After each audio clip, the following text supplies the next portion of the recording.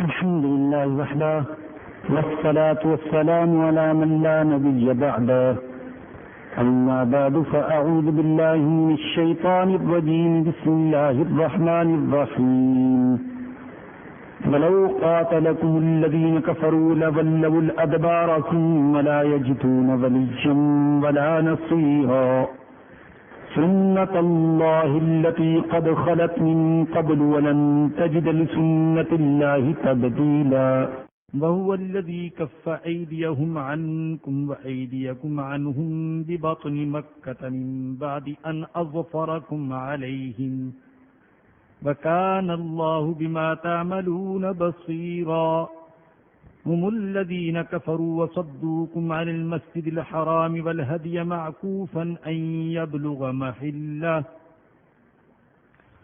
ولولا رجال مؤمنون ونساء مؤمنات لم تعلموهم أن تطؤوهم فتصيبكم منهم معرة بغير علم ليدخل الله في رحمته من يشاء لو تزيلوا لعذبنا الذين كفروا منهم عذابا أليما صدق اللہ العظیم۔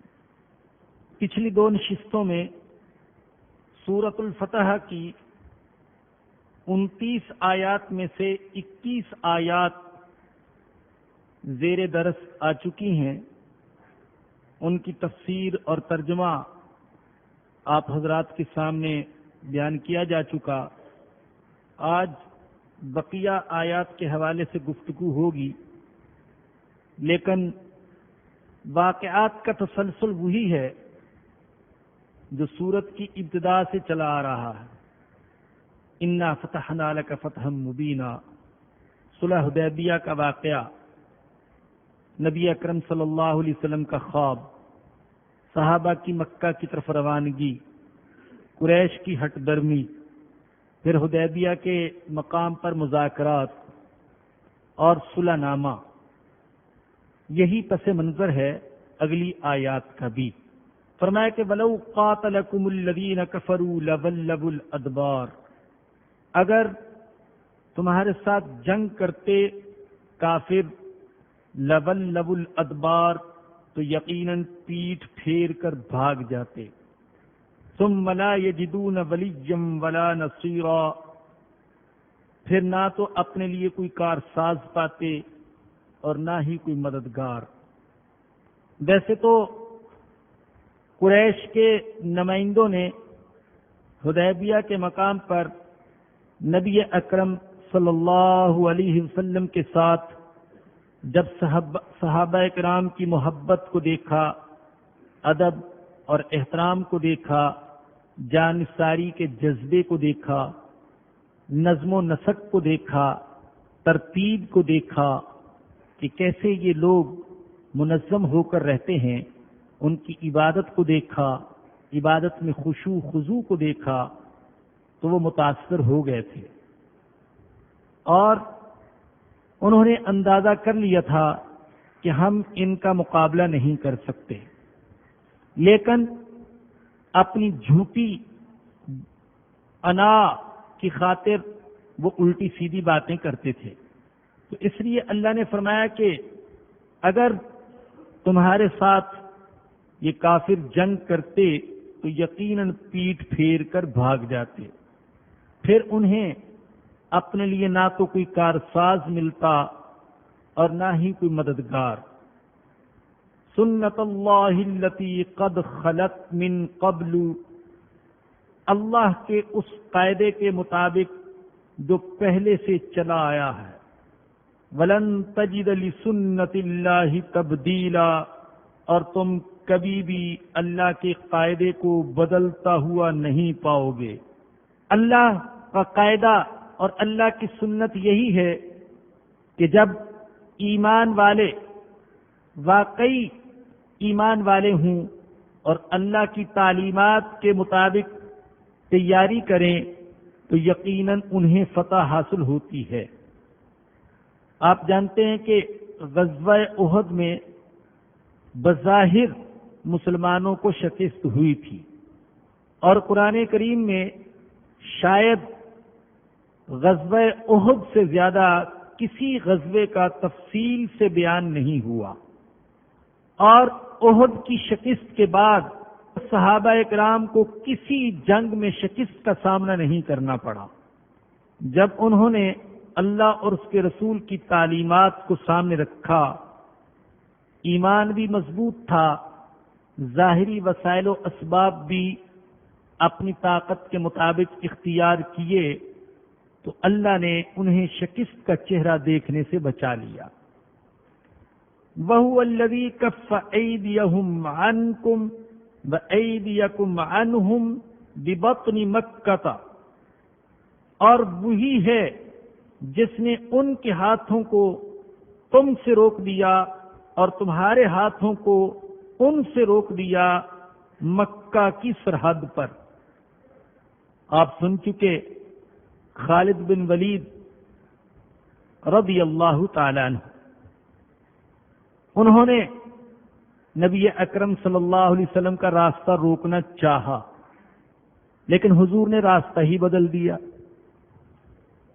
جب آپ حدیبیہ میں پڑاؤ ڈالے ہوئے تھے تو قریش کے 80 نوجوان جبل تنعیم کی طرف سے اتر آئے، اور انہوں نے چاہا کہ اچانک شب خوں مار دیا جائے۔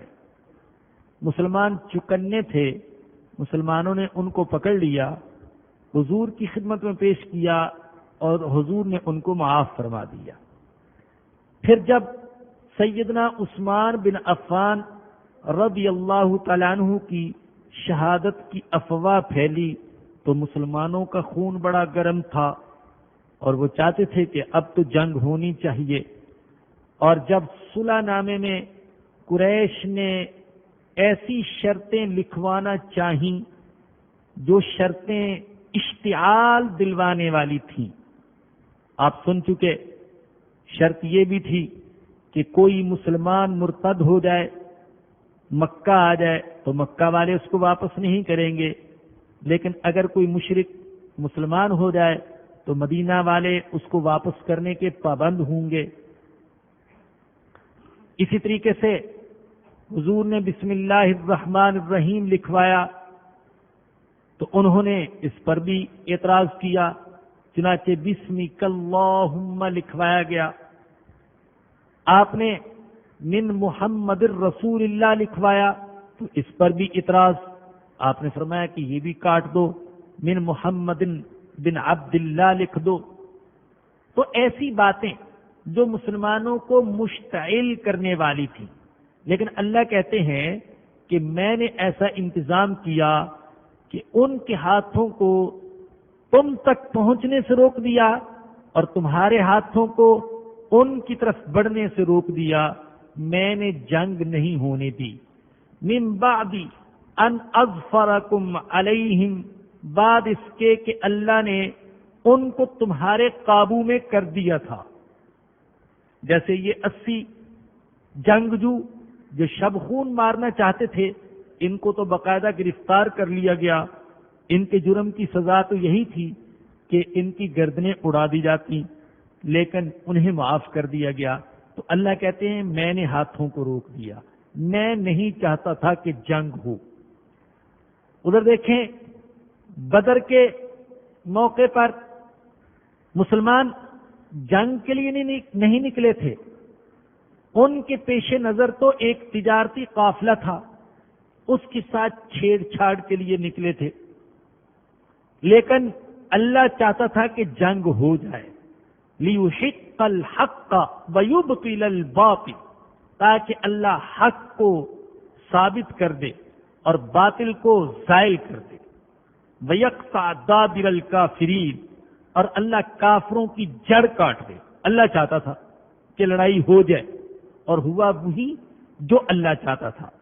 حدیبیہ میں دونوں فریق ایسا موقع آیا کہ معلوم ہوتا تھا کہ جنگ کے بغیر نہیں رہیں گے، لیکن اللہ نہیں چاہتا تھا کہ جنگ ہو، چنانچہ جنگ نہ ہو سکی۔ وَكَانَ اللَّهُ بِمَا تَعْمَلُونَ بَصِيرًا، اور اللہ دیکھ رہا تھا جو کچھ تم کر رہے تھے، اور اللہ دیکھتے ہیں جو کچھ تم کرتے ہو. هم الذین کفروا وصدوکم عن المسجد الحرام، یہی ہیں وہ لوگ جنہوں نے کفر کیا اور تمہیں روکا مسجد حرام سے، والہدیہ، اور قربانی کے جانور کو، معکوفا ان یبلغ محلہ، قربانی کے جانور کو روکا اپنی جگہ پہنچنے سے جو کہ رکا رہ گیا. مسلمان تو قربانی کے جانور ساتھ لے کر گئے تھے، لیکن قریش نے جب ان کو مکہ میں داخل نہ ہونے دیا تو قربانی کے جانور بھی وہیں رہ گئے اور وہیں پر ذبح کیے گئے. حالانکہ زمانے جاہلیت میں بھی قربانی کے جانوروں کا احترام کیا جاتا تھا. کوئی نشانی لگا دیتے تھے کہ یہ قربانی کا جانور ہے، کوئی پٹا ڈال دیتا تھا، کوئی چھوٹا سا زخم لگا دیتا تھا جس کو شعار کہتے ہیں. تو مشرکین بھی قربانی کے جانور کا احترام کرتے تھے، لیکن اس واقعے میں انہوں نے قربانی کے جانوروں کو بھی اندر لے جانے کی اجازت نہ دی. یہ الگ بات ہے کہ بعض حضرات کہتے ہیں کہ حدیبیہ کا کچھ حصہ وہ بھی حرم میں داخل ہے، اس لیے مسلمانوں نے جب قربانیاں کی تو وہ گویا کہ حرم کے اندر کی. قریش نے تو اپنے خیال کے مطابق قربانی کے جانوروں کو حرم میں لے جانے کی اجازت نہ دی، لیکن حرم کی حدود تو بہت وسیع ہیں. تو حدیبیہ کے جس مقام پر مسلمانوں نے قربانیاں کی، یہ مقام، یہ حصہ بھی حرم میں داخل تھا. ولولا رجال مؤمنون ونساء مؤمنات لم تعلموهم، اور اگر ایسے مومن مرد اور ایسی مومن عورتیں نہ ہوتی، لم تعلموهم، جن کو تم نہیں جانتے تھے، ان تطؤوهم، یعنی ان کے پس جانے کا احتمال نہ ہوتا، فتصیبکم منہم معرۃ بغیر علم، جس پر ان کی وجہ سے تمہیں بھی بے خبری میں ضرر پہنچتا تو ہم تمہیں جنگ کی اجازت دے دیتے. اللہ کہتے ہیں کہ میں نے جنگ تک نوبت کیوں نہ پہنچنے دی اور جنگ کی اجازت کیوں نہ دی. فرمایا کہ مکہ میں کچھ مسلمان مرد اور مسلمان عورتیں تھیں. بعض حضرات کہتے ہیں کہ ان میں 3 مرد تھے اور 7 یا 9 عورتیں تھیں. اللہ کہتے تم انہیں نہیں جانتے تھے، وہ اپنی مجبوریوں کی بنا پر، کمزوری کی بنا پر ہجرت نہیں کر سکے تھے.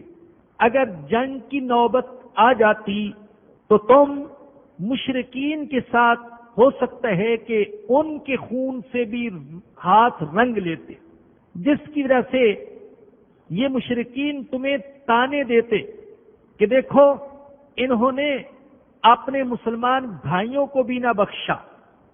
اور اللہ کہتے ہیں میں نہیں چاہتا تھا کہ تم پر یہ الزام لگے، تم پر یہ عیب لگے کہ ان کے ہاتھ تو اپنے مسلمان بھائیوں اور بہنوں کے خون سے رنگے ہوئے. یہاں سے فقہا نے ایک بحث یہ چھیڑی ہے کہ اگر کافروں کے کسی ملک یا کسی شہر میں مسلمان رہتے ہوں تو کیا اس شہر پر حملہ کرنے کی اجازت ہے، یا بعض مسلمانوں کو کفار ڈھال کے طور پر استعمال کرے تو کیا اس صورت میں کافروں پر حملہ کرنے کی اجازت ہوگی؟ تو تمام مفسرین فرماتے ہیں کہ ہاں، حملہ کرنے کی اجازت ہوگی، اگرچہ اس شہر میں مسلمان رہتے ہوں، اگرچہ وہ مسلمانوں کو ڈھال کے طور پر استعمال کریں تو بھی اجازت ہے. اس لیے کہ اگر ان مسلمانوں کی وجہ سے کفار کے ساتھ جنگ کی اجازت نہ دی جائے تو پھر تو کفار مسلمانوں کی اس کمزوری سے ناجائز فائدہ اٹھائیں گے. جب وہ شکست کھا رہے ہوں گے، دب رہے ہوں گے، تو مسلمانوں کو آگے کر دیں گے. تو مسلمانوں کے لیے گویا کہ حملے کا کوئی راستہ باقی نہیں رہ جائے گا، جنگ کو جاری رکھنے کا راستہ باقی نہیں رہ جائے گا، تو اس کی اجازت ہے۔ اور اگر لا علمی کی بنا پر جنگ میں مسلمان کے ہاتھوں مسلمان مارے جائیں تو اس مسلمان مجاہد پر نہ تاوان ہے، نہ قصاص ہے، نہ دیت ہے، نہ فدیہ ہے۔ امام قرطبی رحمت اللہ علیہ فرماتے ہیں کہ اگرچہ اس کی اجازت تو ہے، اور جنگ میں اگر لا علمی کی بنا پر مسلمان کے ہاتھوں مسلمان مارا جائے تو کوئی گناہ بھی نہیں، لیکن یہ عیب اور ندامت کی بات ضرور ہے، اور اللہ اپنے نبی کے صحابہ کو اس عیب اور ندامت کی بات سے بھی بچانا چاہتا تھا، تو اللہ نے جنگ تک نوبت نہیں پہنچنے دی۔ دوسری حکمت بعض حضرات نے یہ بیان کی کہ اللہ نے جنگ تک نوبت نہیں پہنچنے دی، اس لیے کہ اللہ فیصلہ کر چکا تھا کہ ان قریش میں سے بہت ساروں کو ایمان کی توفیق دے دے، چنانچہ ایسا ہوا۔ یہی لوگ جو مسلمانوں کے حرم میں داخل ہونے کو اپنی انا کا مسئلہ بنائے ہوئے تھے، اللہ نے ان میں سے بہت ساروں کو اسلام کی خدمت کے لیے قبول فرما لیا۔ خالد بن ولید، عمر بن عاص، عثمان بن مظعون رضی اللہ عنہم جیسے بڑے بڑے صحابہ کرام وہ ایمان لائے۔ تیسری حکمت یہ بھی تھی کہ اللہ چاہتا تھا کہ بغیر کسی خون ریز جنگ کے اللہ مکہ کو مسلمانوں کی جھولی میں ڈال دے اور مسلمان اسے فتح کر لے، چنانچہ ایسے ہی ہوا۔ صرف 2 سال کے عرصے کے بعد مسلمانوں نے بغیر کسی لمبی چوڑی خون ریزی اور جنگ کے مکہ کو فتح کر لیا۔ تو اس بنا پر اللہ نے جنگ تک نوبت نہیں پہنچنے دی۔ فرمایا کہ لیدخل اللہ فی رحمتہ من یشاء، تاکہ اللہ اپنی رحمت میں داخل کر دے جسے چاہے۔ لو تزیلوا، اور اگر یہ الگ ہو جاتے، یہ مسلمان جو مکہ میں رہتے تھے اگر یہ الگ ہو جاتے، ان کے ساتھ ملے جلے نہ رہتے، تو اللہ کہتے ہیں لَعَذَّبْنَا الَّذِينَ كَفَرُوا مِنْهُمْ عَذَابًا أَلِيمًا، تو ہم عذاب دیتے ان میں سے کافروں کو دردناک عذاب۔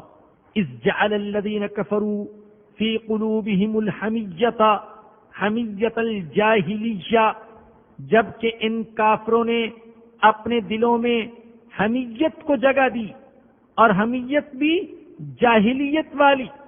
اگر کسی کے اندر ایمانی حمیت ہو، ایمانی غیرت ہو، تو یہ بہت بڑی خوبی اور قابل قدر چیز ہے۔ اسلامی حمیت ہونی چاہیے، اسلامی غیرت ہونی چاہیے۔ اللہ کے حکم ٹوٹتا ہوا دیکھے تو تڑپ اٹھے، حضور کی سنتوں کو پامال ہوتا دیکھے تو دل میں تکلیف محسوس ہو، مسلمانوں کو شکست کھاتے اور مغلوب ہوتے دیکھے تو اس کی آنکھیں چھلک پڑیں، اس کے دل کے اندر جہادی جذبات امڈ پڑے۔ یہ اگر اسلامی حمیت ہو تو یہ قابل قدر چیز ہے، لیکن جاہلی حمیت، جاہلی عصبیت اور جاہلی غیرت یہ بہت بڑا گناہ ہے۔ جس شخص کے اندر جاہلی حمیت ہوتی ہے وہ نہ تو حق کی بات سنتا ہے، نہ عقل اور منطق کی بات سنتا ہے۔ جیسا کہ قریش پر جاہلی حمیت چھا گئی تو وہ حق، عقل اور منطق اور دلیل کی بات سننے کے لیے آمادہ نہ ہوئے، اپنی بات پر اڑے رہے۔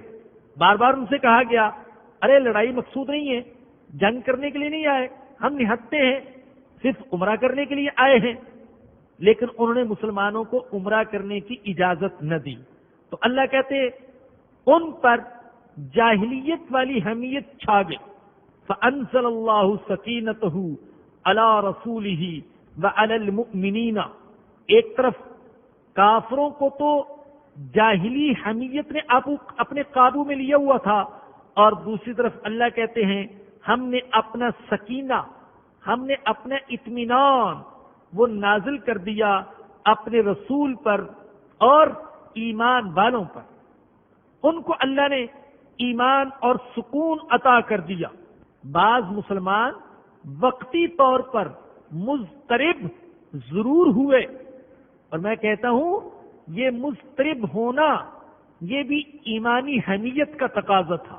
وقتی طور پر بے قرار ہوئے، بے چین ہوئے، کیا ہو رہا ہے ہمارے ساتھ، کیوں نہیں ہمیں داخل ہونے دیا جا رہا مکہ المکرمہ میں، کیوں عمرے کی اجازت نہیں دی جا رہی، کیوں ان کی یہ شرائط تسلیم کی جا رہی ہیں۔ وقتی طور پر مضطرب ضرور ہوئے، لیکن پھر انہوں نے اللہ اور اس کے رسول کے فیصلوں کے سامنے سر کو جھکا دیا۔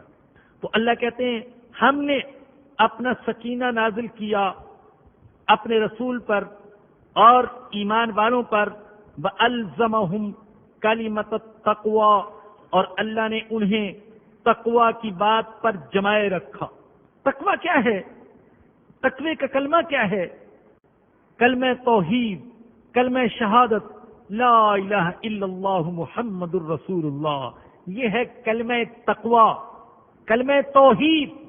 اس کے سامنے انہوں نے سر کو جھکا دیا، اللہ کے سامنے اور اللہ کے رسول کے فیصلوں کے سامنے سر کو جھکا دیا۔ وَقَانُوا أَحَقَّ بِهَا وَأَهْلَهَا، اور وہ اس کے اہل اور زیادہ مستحق ہیں۔ وَكَانَ اللَّهُ بِكُلِّ شَيْءٍ عَلِيمًا، اور اللہ تعالیٰ ہر چیز کو جاننے والا ہے۔ لَقَدْ صَدَقَ اللَّهُ رَسُولَهُ الرُّؤْيَا بِالْحَقِّ، یقیناً اللہ نے اپنے رسول کو سچا خواب دکھایا جو واقعے کے عین مطابق تھا۔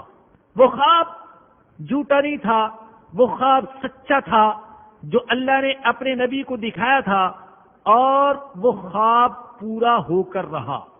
ذی قعدہ 6 ہجری میں مسلمان عمرے کے لیے آئے تھے، ان کو جانے کی اجازت نہ دی گئی، واپس چلے گئے، اور پھر ذی قعدہ 7 ہجری میں مسلمان دوبارہ عمرے کے لیے آئے، اور 6 ہجری میں نبی اکرم صلی اللہ علیہ وسلم کی معیت میں 1400 افراد تھے، اور جب 7 ہجری میں آپ تشریف لائے تو آپ کے ساتھ 2000 مسلمان تھے، اور 70 اونٹ ذوالحلیفہ کے مقام پر پہنچ کر نبی اکرم صلی اللہ علیہ وسلم نے احرام باندھا اور تلبیہ پڑھا، حضور نے بھی اور صحابہ کرام نے بھی۔ کیا منظر ہوگا ذرا اپنی چشم تصور سے دیکھیں۔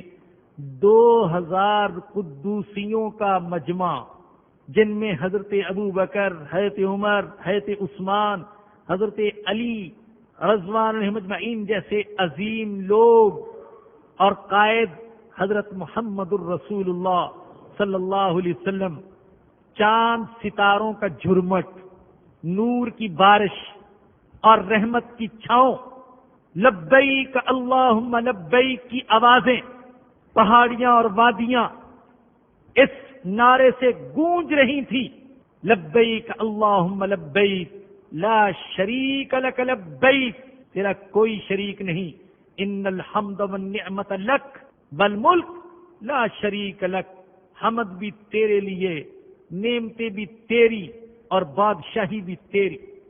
جب حضور مکہ سے 8 میل دور بطن یاجج کے مقام پر پہنچے تو آپ نے وہاں پر ہتھیار اپنے چھڑوا دیے، اور بعض صحابہ کرام کو ہتھیاروں کی حفاظت کے لیے مقرر کر دیا، اس لیے کہ اگرچہ قریش نے معاہدہ کیا تھا لیکن کافر کی زبان کا اعتبار نہیں ہے، نہ معلوم کب اپنی زبان سے پھر جائے، تو حضور مسلح ہو کر آئے تھے، مگر چونکہ معاہدے میں یہ بھی تھا کہ اگلے سال جب آئیں گے تو ہتھیار لے کر نہیں آئیں گے، تو نبی اکرم صلی اللہ علیہ وسلم نے مکہ سے 8 میل دور اپنے ہتھیار چھوڑ دیے، اندر لے کر نہیں گئے، تیاری بھی ہے، غفلت نہیں ہے، اور دوسری طرف معاہدے کی پابندی بھی ہے، شہر میں لے کر نہیں گئے۔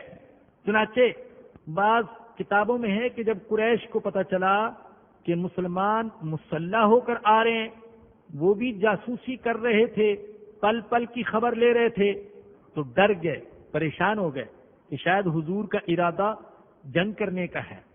ان کا ایک سردار آیا، کہا کہ ہم نے تو آپ کے بارے میں سنا تھا کہ آپ وعدے کی خلاف ورزی نہیں کرتے۔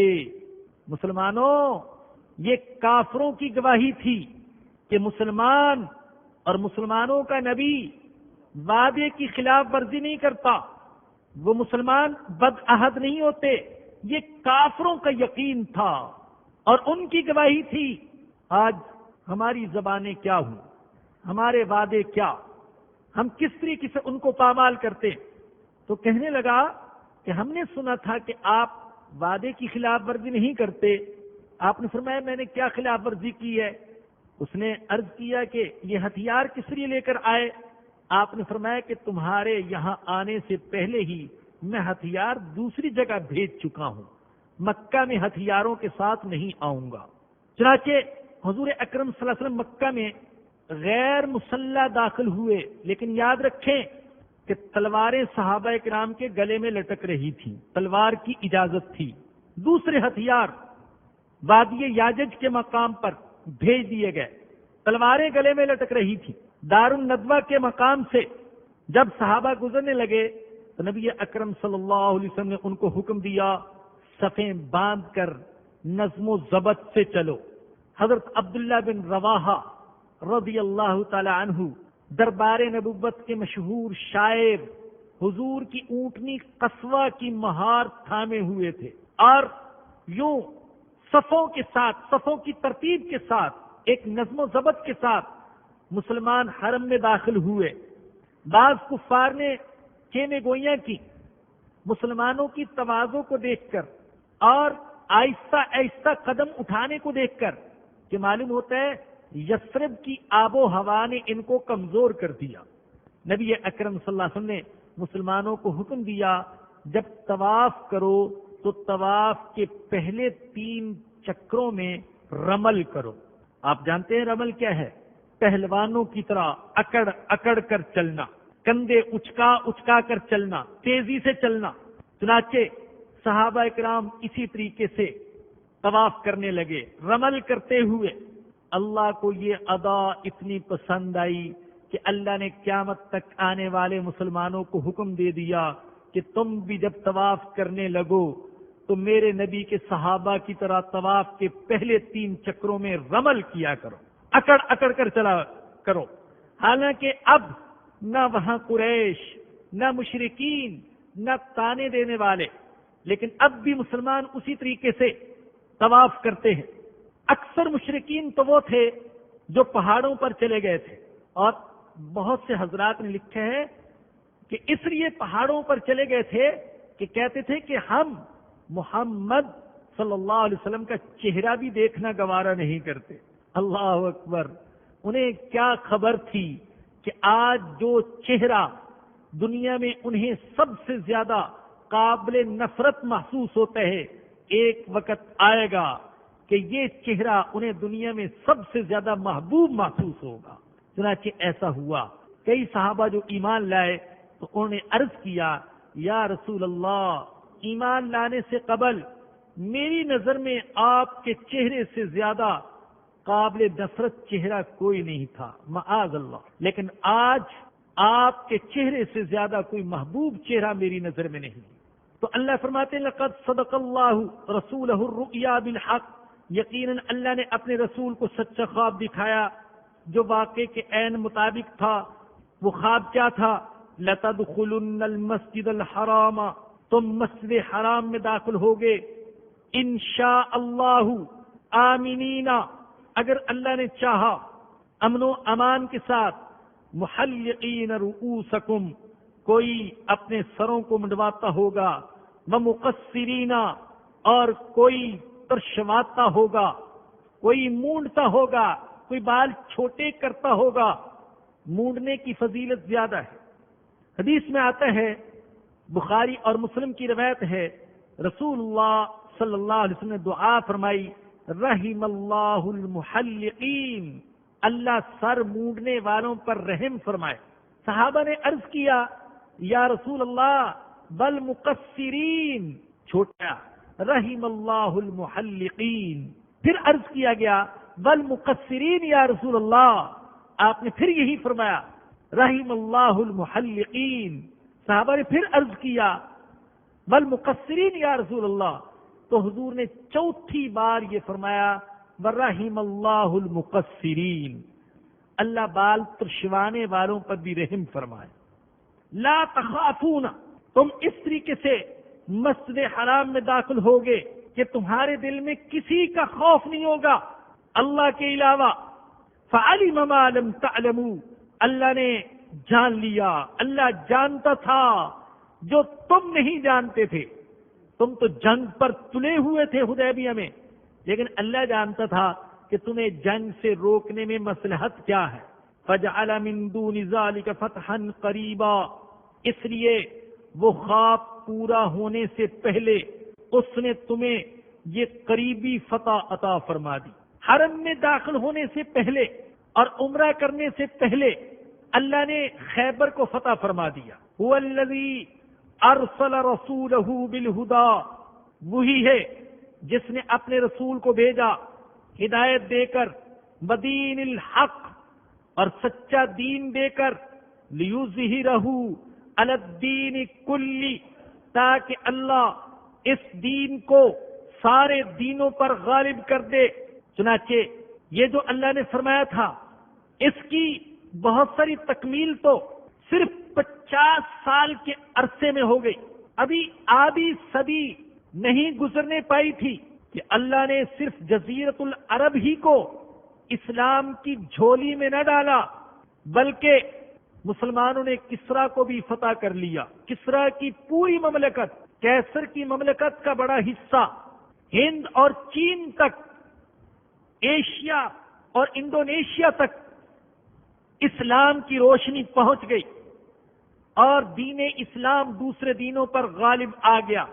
یہ دین اپنی خوبیوں کی بنا پر آج بھی سارے دینوں پر غالب ہے، اگرچہ آج ہماری کمزوریوں کی وجہ سے مسلمانوں کو دنیا پر سیاسی اور فوجی غلبہ حاصل نہیں ہے، لیکن دلیل کے اعتبار سے آج بھی دین اسلام سارے دینوں پر غالب۔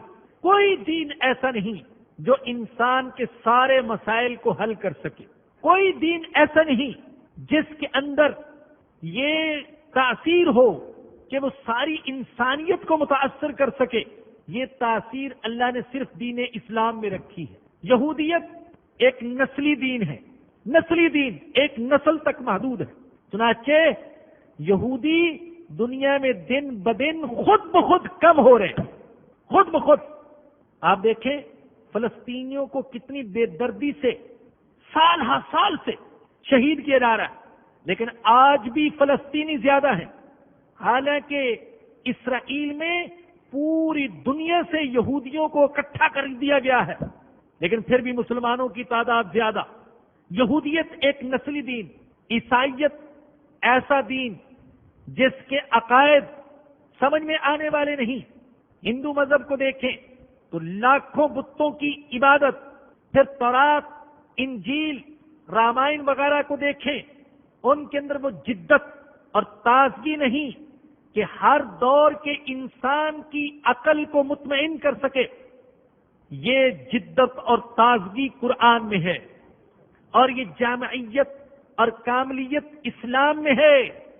اے کاش مسلمان دعوت کا راستہ اختیار کریں، دعوت کا راستہ، اور دعوت کی بنیاد قرآن پر ہو، دعوت کی بنیاد علم پر ہو، دعوت کی بنیاد محبت پر ہو، تو اللہ کی قسم اللہ نے اس دین کے اندر ایسی کشش رکھی ہے کہ زمانے کے ستائے ہوئے انسان پکے ہوئے پھل کی طرح خود بخود اسلام کی جھولی میں آ گرے۔ لیکن مسلمانوں نے دعوت کا راستہ چھوڑ دیا۔ اللہ نے یہ دین اس لیے بھیجا تاکہ اللہ اسے سارے دینوں پر غالب کر دے۔ وَكَفَى بِاللَّهِ شَهِيدًا، اور اس حقیقت پر اللہ ہی گواہ کافی ہے۔ اللہ کہتا ہے میں گواہ ہوں، میں گواہ ہوں اس بات کا کہ یہ دین میں نے سارے دینوں پر غالب آنے کے لیے بھیجا، اچھا تو نہیں لگتا کہ میں کہوں کیا پدی اور کیا پدی کا شوربہ، لیکن اس لیے کہ اللہ پاک ہمارا نام بھی ان لوگوں میں لکھ لے جنہیں اس دین کے غلبے پر یقین ہے، میں صرف نام لکھوانے کے لیے اس مجمع عام کے سامنے عرض کر رہا ہوں، اے اللہ میں بھی گواہ ہوں، اے اللہ ہم سب گواہ ہیں کہ یہ دین ساری دنیا پر غالب آئے گا، سارے دینوں پر غالب آئے گا، آج نہیں کل صحیح لیکن یہ دین غالب آ کر رہے گا۔ محمد الرسول اللہ، محمد اللہ کے رسول ہے، یہ قرآن میں آ رہا ہے، اور ایک بار محمد الرسول اللہ، محمد اللہ کے رسول، والذین معہ اشداء علی الکفار رحماء بینہم، اور وہ لوگ جو محمد کے ساتھ ہیں صلی اللہ علیہ وسلم، وہ کافروں کے مقابلے میں سخت اور آپس میں مہربان۔ بتایا جا رہا ہے کہ وہ جماعت جس کے لیے میں نے اعلان کیا کہ ان سے میں راضی ہوں، وہ جماعت کیسی ہے، اس جماعت کے افراد کیسے ہیں؟ اللہ نے اعلان کیا نا، لقد رضی اللہ عن المؤمنین، اللہ راضی ہو گیا ایمان والوں سے۔ اب اللہ بتا رہے ہیں کہ وہ جماعت، وہ افراد، وہ لوگ کیسے ہیں جن سے میں راضی ہو گیا، ان کی صفات کیا ہیں؟ اللہ نے یہاں پر ان کی جو پہلی صفت بیان کی وہ یہ کہ اشداء علی الکفار، وہ کافروں کے مقابلے میں بڑے سخت، رحماء بینہم، آپس میں بڑے مہربان۔ یہ مضمون اللہ نے قرآن میں کئی جگہ بیان کیا ہے کہ صحابہ قرن اول کے مسلمان آپس میں رحماء تھے، مہربان تھے، کافروں کے مقابلے میں سخت تھے۔ سورہ آل عمران میں اللہ نے فرمایا وَاذْكُرُوا نِعْمَةَ اللَّهِ عَلَيْكُمْ إِذْ كُنْتُمْ أَعْدَاءً فَأَلَّفَ بَيْنَ قُلُوبِكُمْ فَأَصْبَحْتُمْ بِنِعْمَتِهِ إِخْوَانًا۔ اپنے اوپر اللہ کے احسان کو یاد کرو، تم آپس میں دشمن تھے، ایک دوسرے کے خون کے پیاسے تھے، اللہ نے تمہارے دلوں میں محبت ڈال دی اور تم اس کے فضل و کرم سے آپس میں بھائی بھائی بن گئے۔ اللہ نے سورہ انفال میں فرمایا کہ وَأَلَّفَ بَيْنَ قُلُوبِهِمْ لَوْ أَنفَقْتَ مَا فِي الْأَرْضِ جَمِيعًا مَا أَلَّفْتَ بَيْنَ قُلُوبِهِمْ وَلَكِنَّ اللَّهَ أَلَّفَ بَيْنَهُمْ۔ اے میرے نبی، اگر آپ زمین میں جتنی دولت ہے یہ ساری دولت خرچ کر دیتے تو ان کے دلوں میں محبت پیدا نہیں کر سکتے تھے، میں اللہ ہوں جس نے ان کے دلوں میں آپس میں محبت پیدا فرمائی ہے۔ بھوک کے رہ کر دوسروں کو کھلاتے تھے، پیاس سے رہ کر دوسروں کو پلاتے تھے۔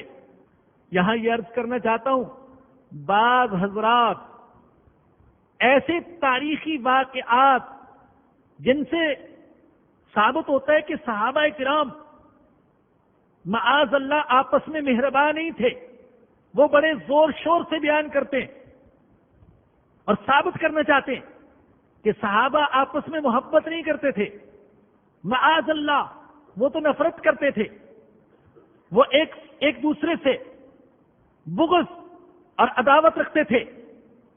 بہت سے تاریخی واقعات بیان کیے جاتے ہیں، ہمیں ایک ایک واقعے کے جواب دینے کی کوئی ضرورت نہیں۔ میں ایک اصولی بات کہتا ہوں، علماء کہتے ہیں جو حدیث قرآن سے ٹکرائے وہ حدیث قبول نہیں کی جائے گی، تو اگر تاریخ قرآن سے ٹکراتی ہے تو ہم تاریخ کو ٹھکرا دیں گے لیکن قرآن کو نہیں ٹھکرائیں گے۔ ہم اس تاریخ کو نہیں مانتے جو تاریخ یہ ثابت کرتی ہے کہ صحابہ کے دلوں میں آپس میں معاذ اللہ نفرت تھی۔ اللہ کہہ رہا ہے، میرا اللہ کہہ رہا ہے جو صحابہ کے دلوں کو جانتا تھا، اللہ کہہ رہا ہے اشداء علی الکفار رحماء بینہم، وہ کافروں کے مقابلے میں سخت تھے لیکن آپس میں مہربان تھے۔ بہت سے حضرات یہ ثابت کرنا چاہتے ہیں کہ حضرت ابو بکر، حضرت عمر فاروق، حضرت عثمان، ان لوگوں کی رنجش تھی معاذ اللہ حضرت علی سے، حضرت فاطمہ سے، اللہ ان سب سے راضی ہو گیا، اللہ ان سب سے راضی ہو جائے، اللہ ان سب کی قبروں پر کروڑوں رحمتیں نازل فرمائے. لیکن حقیقت ایسے نہیں ہے. تفصیل کا موقع نہیں، میں اختصار سے بات کر رہا ہوں. آپ میں سے بہت سے حضرات کو پتہ نہیں ہوگا کہ حضرت علی اور حضرت فاطمہ کا جو رشتہ کروایا ہے یہ حضرت ابو بکر نے کروایا ہے. آپ کو شاید یہ بھی معلوم نہ ہو کہ شادی کے اخراجات کے سلسلے میں تعاون کیا تو حضرت ابو بکر اور حضرت عثمان غنی رضی اللہ تعالیٰ عنہ نے. شاید آپ کو یہ بھی پتہ نہ ہو کہ حضرت فاطمہ کا انتقال ہوا، حضرت ابو بکر نے کہا حضرت علی سے آپ نماز جنازہ پڑھائیے، تو حضرت علی نے عجیب انداز میں کہا ما کنت لأتقدم وانت خلیفۃ رسول اللہ.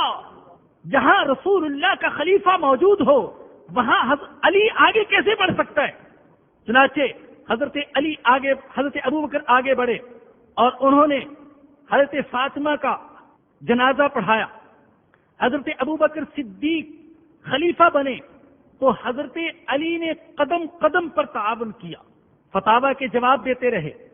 جنگی مہمات میں حضرت علی سے باقاعدہ مشورہ کیا جاتا تھا. اور پھر ایسی روایات کثرت سے ہیں جن میں حضرت علی کرم اللہ وجہہ نے خلفائے ثلاثہ حضرت ابو بکر کی فضیلت بیان کی، حضرت عمر کی تعریف کی اور حضرت عثمان کی مدح سرائی کی.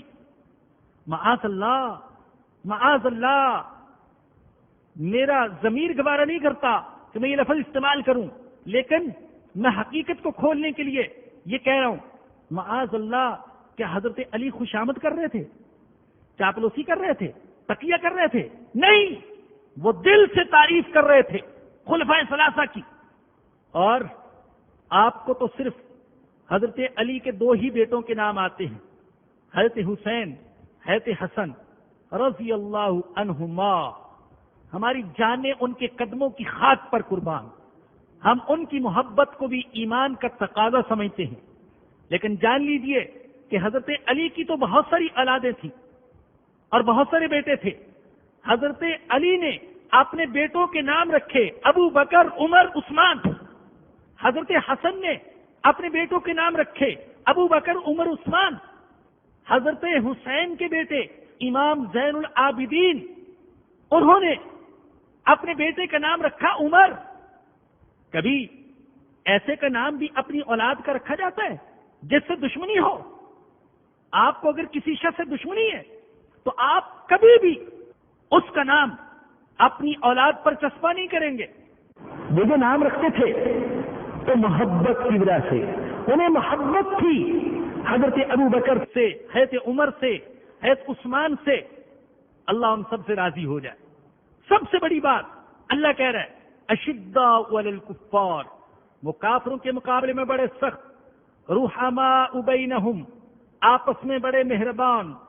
تراہم رکعا سجدا یبتغون فضلا من اللہ ورضوانا. دوسری صفت اللہ ان کی بیان فرما رہے، تم انہیں رکوع، سجود اور اللہ کے فضل اور اللہ کی رضا میں سرگرداں پاؤ گے. صحابہ کی دوسری صفت اللہ بیان فرما رہے، وہ کیسے لوگ ہیں؟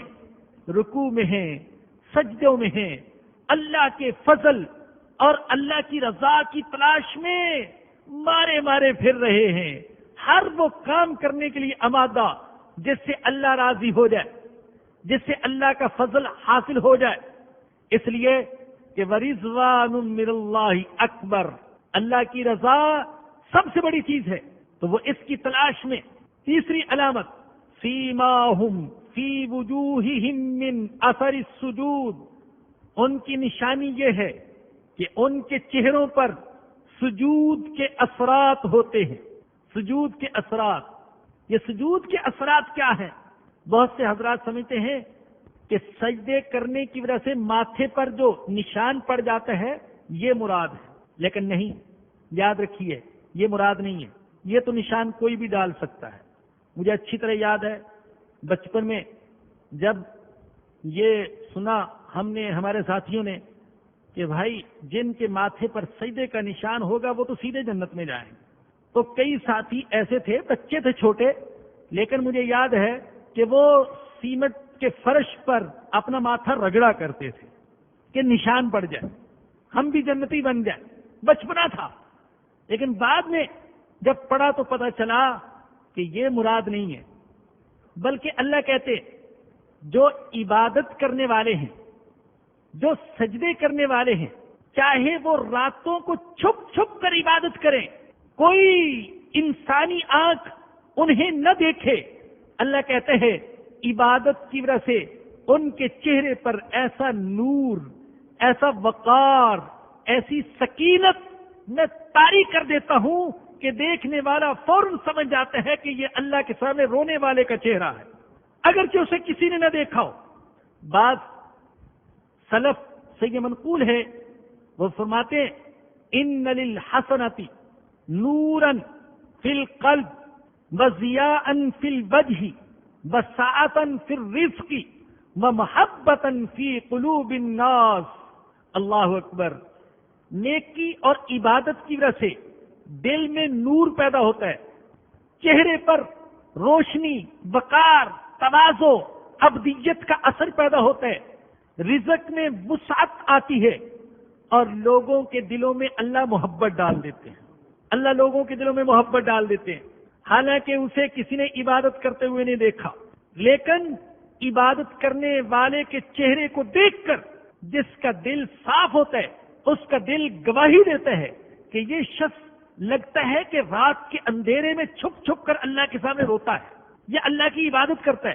ایک حدیث میں آیا ہے، ابو سعید خدری رضی اللہ تعالیٰ عنہ سے روایت ہے، نبی اکرم صلی اللہ علیہ وسلم نے فرمایا کہ اگر تم میں سے کوئی شخص ایک بند چٹان میں نیک عمل کرے، جس کی نہ کوئی کھڑکی، نہ دروازہ، نہ سوراخ، کوئی دیکھنے والا نہیں، کسی کو پتہ نہیں، لیکن فرمایا کہ لخرج عملہ للناس کائنا ما کان، اللہ لوگوں کے سامنے اس کے عمل کو ظاہر کر دے گا، اللہ لوگوں کے دلوں میں ڈال دے گا. یہ نیکوں کے ساتھ بھی ہوتا ہے اور بروں کے ساتھ بھی.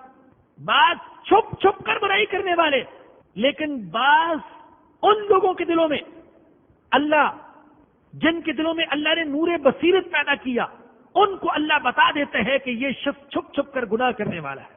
یہ زانی کا چہرہ معلوم ہوتا ہے، یہ شرابی کا چہرہ معلوم ہوتا ہے، یہ جھوٹے کا چہرہ معلوم ہوتا ہے. جنہیں نور بصیرت عطا ہوتا ہے وہ چہرے کو دیکھ کر پہچان لیتے. لوگ سمجھتے یہ غیب جانتے، حالانکہ وہ غیب نہیں جانتے ہوتے. اللہ ان کے دل میں ایسا نور القاء فرماتے ہیں کہ وہ پہچان لیتے ہیں ایسے چہروں کو. تو عبادت کی وجہ سے چہرے پر نور، خشوع خضوع، وقار، سکون و اطمینان اور عبادت کا اثر پیدا ہوتا ہے، اور دل کو سکون ملتا ہے. عبادت دل کو سکون دینے والی ہے، اللہ کا ذکر دل کو سکون دینے والا ہے، تلاوت سکون دینے والی ہے. یہ ایمان جو ہے یہ سکون دینے والا ہے. میرا کوئی ہے، میرا اللہ ہے، میرا ایک محبوب ہے جس کا نام محمد الرسول اللہ ہے. ہاں میں صحابہ سے محبت کرتا ہوں، میرا کوئی ہے، میرا کسی کے ساتھ رشتہ ہے. یہ احساس انسان کے دل کو خوشی، مسرت، سکینت اور اطمینان سے بھر دیتا ہے.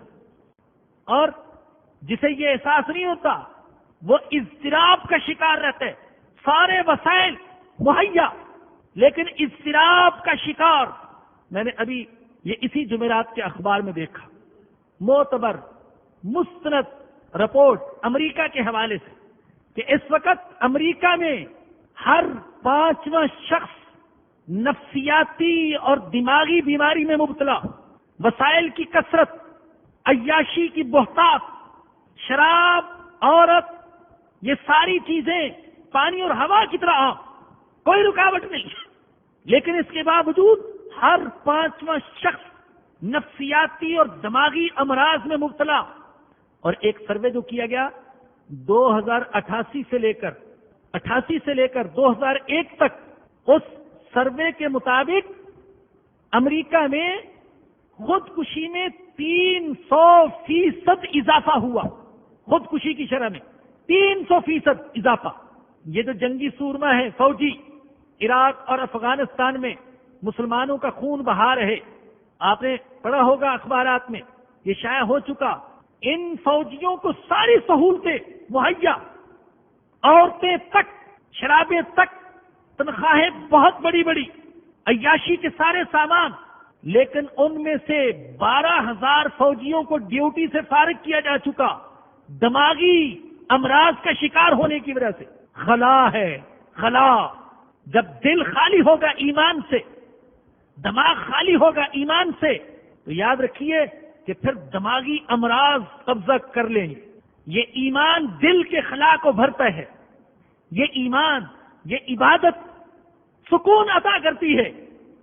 میرے بہت سے بزرگ اور دوست وہ یہاں تشریف لاتے ہیں تو اس بات کی گواہی دیتے ہیں کہ ہم جب آتے ہیں تو ہمیں کچھ سکون ملتا ہے۔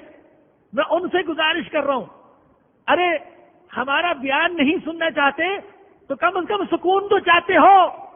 اللہ کے بندو، سکون ہی کے لیے 1 گھنٹے کے لیے آ جایا کر، سکون تو ملے۔ ارے دولت کماتے ہو کس لیے؟ سکون کے لیے۔ بنگلہ بناتے ہو کس کے لیے؟ سکون کے لیے۔ گاڑی کس لیے؟ سکون کے لیے۔ بیوی بچے کس کے لیے؟ سکون کے لیے۔ اچھا لباس پہن تو کس لیے؟ سکون کے لیے۔ اور ملتا پھر بھی نہیں۔ ارے پھٹے پرانے کپڑوں کے ساتھ اور بھوکے پیٹ کے ساتھ اللہ کے سامنے جھک جا، رب کعبہ کی قسم تجھے سکون ضرور ملے گا۔ میں نہیں کہتا سجدے سے تیرا پیٹ بھر جائے گا، لیکن دل ضرور بھر جائے گا، دل کو ضرور سکون ملے گا۔ فرمایا کہ ان کی نشانی یہ ہے کہ ان کے چہروں پر سجود کے اثرات ہوتے ہیں۔ ذالک مثلہم فی التوراۃ، یہ ان کے اوصاف تورات میں مذکور ہیں۔ ومثلہم فی الانجیل، اور انجیل میں ان کی یہ مثال دی گئی ہے، کزرع اخرج شطأہ، گویا ایک کھیتی ہے جس نے پہلے کومپل نکالی، فآزرہ، پھر اسے تقویت دی، فاستغلظ، پھر وہ اور موٹی ہوئی، فاستوى علی سوقہ، پھر وہ اپنے تنے پر سیدھی کھڑی ہو گئی، یوجب الزراء، کاشت کرنے والوں کو خوش کرنے لگی، لیغیظ بہم الکفار، تاکہ اللہ کافروں کو جلائے۔ انجیل میں صحابہ کی مثال، ایمان والوں کی مثال کیا دی گئی؟ فرمایا ایسے ہے جیسے ایک کاشتکار زمین میں بیج بوتا ہے، پہلے کومپل نکلتی ہے، پھر وہ اور مضبوط ہوتی ہے اور موٹی ہوتی ہے، یہاں تک کہ اپنے تنے پر کھڑی ہو جاتی ہے، بالیاں لگتی ہیں، ان میں دانے پڑتے ہیں، پکتی ہے، کاشتکار خوش ہوتا ہے، لیکن دشمن جلتا ہے۔ اللہ اکبر! یہاں کاشتکار کون تھا؟ اللہ اکبر! ہمارے آقا، کائنات کے آقا حضرت محمد الرسول اللہ صلی اللہ علیہ وسلم مکہ کی سرزمین میں توحید کا بیج بویا دلوں کے اندر۔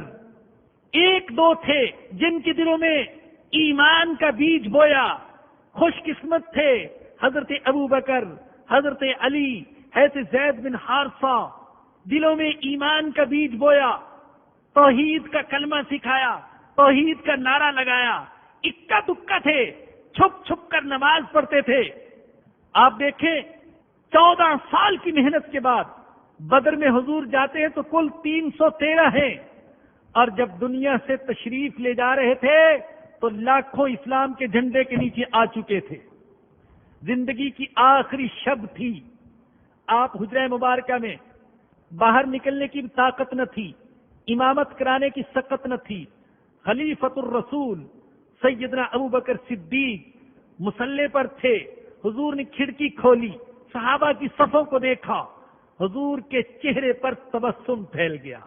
حضرت انس نے بڑی پیاری تشبیہ دی، فرماتے ہیں اس وقت حضور کا چہرہ ایسے معلوم ہو رہا تھا جیسے قرآن کا ورق ہوتا ہے۔ اللہ اکبر! ایسے معلوم ہو رہا چہرہ جیسے قرآن کا ورق ہوتا ہے۔ حضور مسکرائے اپنی محنت کو دیکھ کر، لگ پڑے اس کام میں جس کام پر لگانے کے لیے میں آیا تھا۔ حضور مطمئن ہو گئے کہ اب جو امت تیار کرنا چاہتا تھا وہ تیار ہو گئی، تو کاشتکار تو خوش ہو رہا تھا اور کفار جل رہے تھے دیکھ کر۔ اللہ کہتے ہیں جلتے رہیں، یہ دنیا میں بھی جلیں گے، یہ آخرت میں بھی جلیں گے۔ وعد اللہ الذین آمنوا وعملوا الصالحات منہم، اللہ نے وعدہ کیا ان لوگوں کے ساتھ جو ایمان لائے اور جنہوں نے نیک اعمال کیے ان میں سے۔ کس چیز کا وعدہ؟ مغفرۃ و اجرا عظیما، مغفرت کا وعدہ اور اجر عظیم کا وعدہ۔ وآخر دعوانا الحمد للہ رب العالمین۔ یہ چند سوالات ہیں۔ یہ ایک صاحب نے سوال کیا تھا، پچھلی دفعہ بھی دیا تو میں نے جواب نہیں دیا، بالکل عجیب قسم کے سوال تھے، لیکن بعد میں جب کثرت سے یہ سوال سامنے آئے تو خیال ہوا کہ ان کا جواب دینا ضروری ہے، کیونکہ یہ گمراہی کی طرف پھیل رہے ہیں۔ پہلا سوال انہوں نے یہ کیا کہ سورہ یاسین کا ایک خاص تعداد میں پڑھنا اور پڑھنے کے درمیان میں کھیر پکا کر رکھنا یا چاولوں پر چینی ڈال کر رکھنا اور بعد میں اس پر اللہ تعالیٰ کا نام یا حضور صلی اللہ علیہ وسلم کا نام ظاہر ہونا اور اس سے اپنی مراد کے پورے ہونے کی امید رکھنا، یہ کیسا ہے؟ تو بھائی کتاب و سنت اور علماء حق کی کتابوں سے اس کا کوئی ثبوت نہیں ملتا۔ دوسرا سوال، پچھلے دنوں ایک روٹی کے بارے میں سنا کہ ایک روٹی مدینہ منورہ سے آئی ہے، اسے بھی کسی خاص طریقے سے برتن میں رکھ دیا جاتا ہے تو اگلے ہفتے وہ 2 ہو چکی ہوتی ہیں۔ میں اور کیا کہوں گا کہ بھوکے سے اگر پوچھا جائے کہ 2 اور 2 کیا ہوتا ہے تو وہ کہے گا 4 روٹیاں۔ یہ مسلمانوں کو حقائق سے ہٹا کر توہمات میں لگانے کی کوشش اور سازش ہے۔ تیسرا سوال یہ کہ لوگوں کو یہ کہتے ہوئے سنا کہ اخبار میں ایک ایسی بچی کے پیدا ہونے کی خبر آئی ہے جس کا آدھا جسم مچھلی کا اور آدھا بندر کا ہے بچی ویسے، اور اس نے کہا ہے کہ تمام بھائی اپنی بہنوں کو چوڑیاں پہنائیں ورنہ ان پر بہت مشکل وقت آ سکتا ہے۔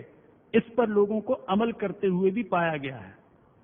مجھے تو یہ لگتا ہے کہ یہ افواہ کسی چوڑی فروش نے پھیلائی ہے اپنے کاروبار کو چمکانے کے لیے، اس لیے کہ ایک صاحب نے اورنگی سے مجھے فون کر کے بتایا کہ یہاں آج کل چوڑیاں بہت فروخت ہو رہی ہیں اسی افواہ کی وجہ سے۔ تو بھائی ابھی تو چوڑی فروشوں نے یہ کام کیا، دیکھیں دوسرے کپڑا فروش کب میدان میں آتے ہیں۔ اس کے علاوہ بہت اختصار کے ساتھ میں جلدی سے یہ کچھ نام آپ کے سامنے لے رہا ہوں۔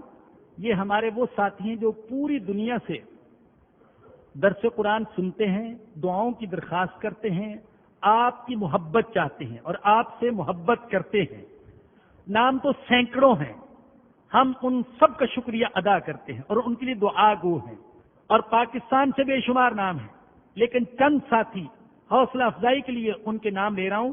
ان میں سے ایک ساتھی خاص طور پر پچھلی دفعہ بھی ذکر ہوا، سجاد نامی نوجوان، اس نے آج ہی فون کر کے بتایا کہ میں نے 5000 پمفلٹ درس قرآن .com کے نام سے چھپوا کر وہاں کی مساجد اور مسلمانوں میں تقسیم کیے ہیں، اور بھی یہ کافی کوشش کر رہے ہیں۔ اس کے علاوہ جو باقی نام ہے ان کے لیے دعا بھی کرنی ہے، اور میں تیزی سے ان کے نام لے دیتا ہوں۔ حیدرآباد انڈیا سے ایم اے وحید، شارجہ سے راجہ طارق مسعود، ملیشیا سے محمد توصیف عالم، ملبورن آسٹریلیا سے نعمان مشتاق مرزا، کولمبیا امریکہ سے محمد، واشنگٹن امریکہ سے فیصل، پرتھ آسٹریلیا سے احمد، نئی دہلی بھارت سے فیصل خالق، اور کینیڈا سے ڈاکٹر زمباکا ملک، خرم شہر ایران سے بہار، اور وچیٹا امریکہ سے نور، شوگر لینڈ امریکہ سے فاطمہ غلام حسین، لیڈز برطانیہ سے محمد اور سجاد، جدہ سعودی عرب سے خواجہ معین الدین، ینگ جانگ چین سے یوسف، بمبئی انڈیا سے سعید، نیو یارک امریکہ سے نعیم، ریاض سعودی عرب سے فرحان، شکاگو امریکہ سے مجتبہ علی، ٹریپولی لیبیا سے محمد عرفان، دمام سعودی عرب سے خضر حیات، کوپن ہیگن ڈنمارک سے فرحان نذیر، اسپین سے شاہد، حیدرآباد دکن بھارت سے صالحہ شیخ، نیو جرسی امریکہ سے محمد ندیم، ساؤتھ کوریا سیول سے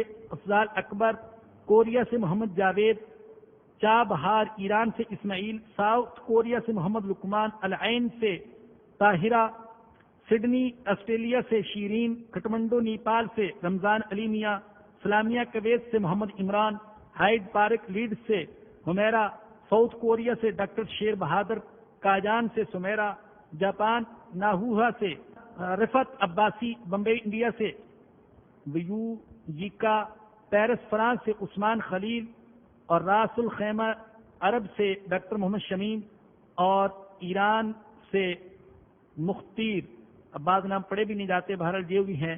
میں ان تمام حضرات سے یہ درخواست کروں گا کہ قرآن کے پیغام کو پوری دنیا میں پھیلانے کی کوشش فرمائیں۔ الحمدللہ رب العالمین والصلاة والسلام علی سید الانبیاء والمرسلین۔ اللہ ہم بہت گناہگار ہیں، اپنے فضل و کرم سے معاف فرما دے۔ اللہ بہت بڑے مجرم ہیں، بڑے جرم ہوئے، اپنے فضل و کرم سے معاف فرما دے۔ اے اللہ بے شک ہم بڑے مجرم ہیں، لیکن تجھ سے بڑا کوئی رحیم و کریم نہیں، عفو نہیں، تواب نہیں، ستار نہیں، غفار نہیں۔ اے اللہ معاف فرما دے، اللہ کرم فرما دے، اللہ رحم فرما دے، اللہ اپنی محبت عطا فرما، حضور کی محبت عطا فرما، صحابہ کی محبت عطا فرما، صحابہ والے اوصاف ہم کو عطا فرما۔ اے اللہ ایمان کا نور عطا فرما، ایمان والی زندگی عطا فرما، ایمان والی موت نصیب فرمانا۔